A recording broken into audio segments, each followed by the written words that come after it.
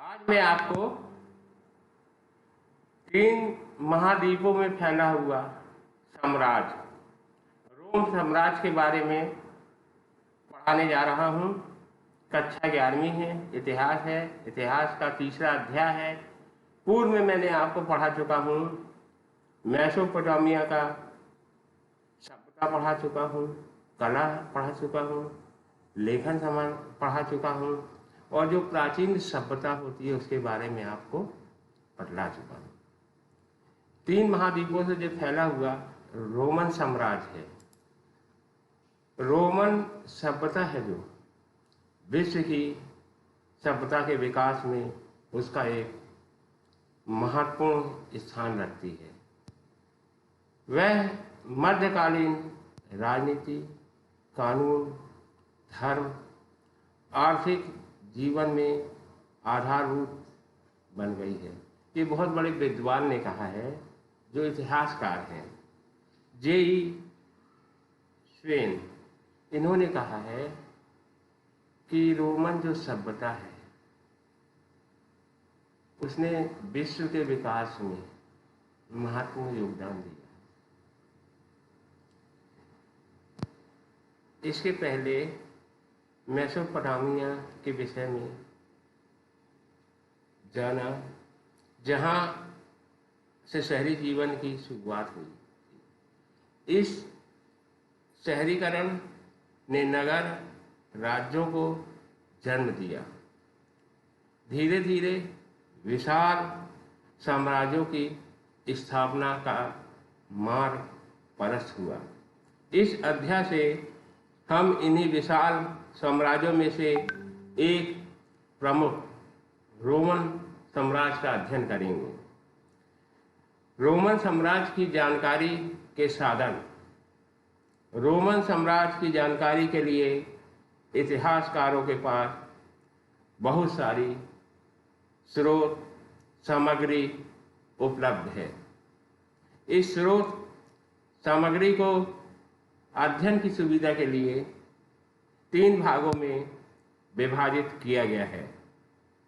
पहला है पाठ सामग्री, दूसरा है अभिलेख और दस्तावेज, तीसरा है पुरातात्विक अवशेष।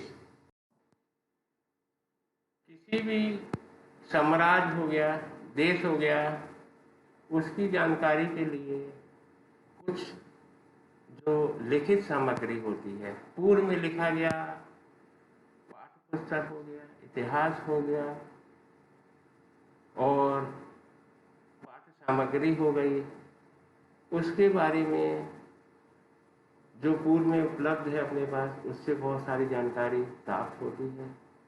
तो रोमन साम्राज्य की जानकारी के जो साधन हैं उसमें पाठ्य सामग्री, रोमन साम्राज्य की जानकारी के लिए पाठ्य सामग्री प्राथमिक स्रोत के रूप में प्रचुर मात्रा में उपलब्ध है। इसके अंतर्गत समकालीन जो समय के इतिहासकार थे, शिक्षक थे, समकालीन व्यक्ति जो वहाँ रहने वाले लोग थे, उनके द्वारा लिखा गया उस काल का इतिहास प्राप्त हुआ, जिसे वर्ष वृत्तांत कहा जाता था। ये वर्ष वृत्तांत प्रतिवर्ष लिखे जाते थे। इसके अतिरिक्त पाठ सामग्री के अंतर्गत विभिन्न समकालीन पत्र, व्याख्यान, प्रवचन, कानून आदि भी प्राप्त हुए, जिनसे महत्वपूर्ण जानकारी प्राप्त होती है। दूसरा है अभिलेख और दस्तावेज। बहुत बड़ी संख्या में उत्कीर्ण अभिलेख प्राप्त हुए हैं। ये अभिलेख पत्थर की शिलाओं पर अंकित किए जाते थे।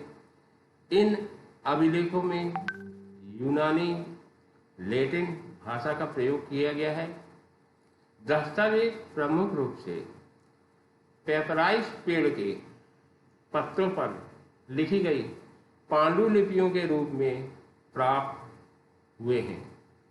पेपराइस एक सरकंडा जैसा पौधा होता था जो मिस्र में नील नदी के किनारे उगा करता था।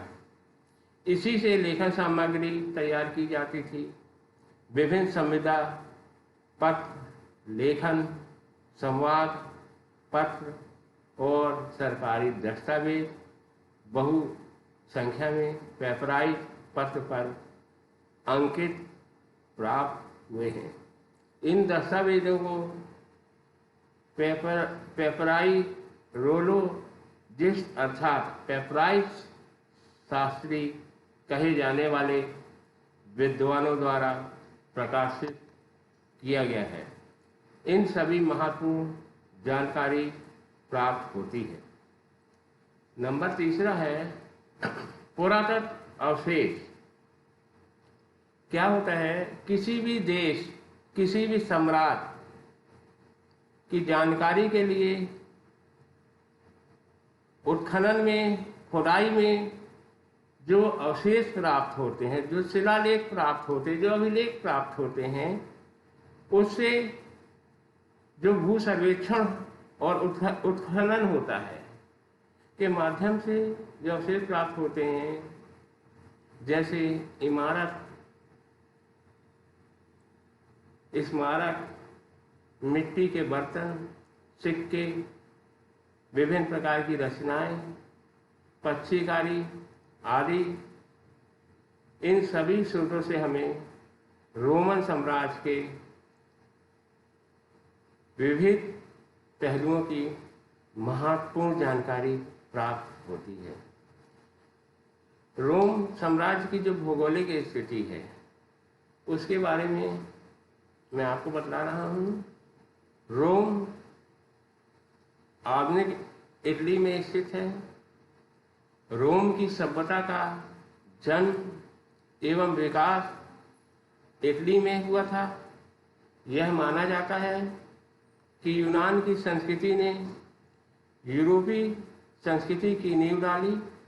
जो रोम की सभ्यता ने उसका वास्तविक प्रसार कर उसे दूर दूर तक फैलाया। इटली भूमध्य सागर में स्थित है, जो तीन ओर समुद्र से घिरा हुआ है। इटली के मध्य में टाइबर नदी बहती है। इसी के समीप रोम नगर बसा हुआ है। साम्राज्य काफी विशाल था। यह साम्राज्य दूर दूर तक विस्तृत, इसके विस्तृत क्षेत्र में आज का अधिकांश यूरोप, पश्चिम एशिया, उत्तरी अफ्रीका का बहुत बड़ा क्षेत्र सम्मिलित था। रोम का साम्राज्य भूमध्य सागर और उत्तर दक्षिण की दिशाओं में सागर के आसपास स्थित समस्त प्रदेशों तक था। उत्तर साम्राज्य की सीमा दो महान नदियों राइन, डैन्यूब द्वारा निर्धारित थी। दक्षिण सीमा सहारा नामक रेगिस्तान से बनती थी, जो काफी विस्तृत रेगिस्तान था। इस प्रकार इस विशाल क्षेत्र में रोम साम्राज्य फैला हुआ था। रोम साम्राज्य का इतिहास क्या था? इतिहासकारों का मानना है प्रागैतिहासिक काल में प्राचीन रोम के स्थान पर एक छोटा सा गांव था। कालांतर में लैटिन जाति ने रोम सहित 7 गांवों को मिलाकर एक संघ की स्थापना की थी, जिसे सेप्टी मोनोटियम अर्थात के नाम से जाना जाता था। 7वीं शताब्दी ईसा पूर्व में एट्रुस्कन जाति के लोगों ने इस संघ को भंग करके रोम को एक नगर का रूप प्रदान किया।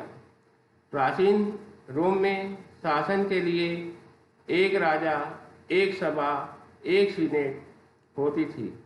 सभा में वे सभी व्यक्ति होते थे जिन्हें सैनिक सेवा के योग समझा जाता था, जबकि सीनेट में सभी जातियों के नेता सदस्य होते थे।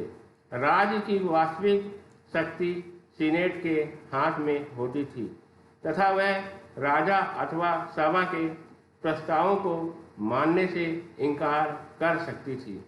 सीनेट के इतने शक्तिशाली होने के कारण ही 6वीं शताब्दी ईसा पूर्व में राजा की सत्ता एवं सीनेट के बीच संघर्ष हुआ।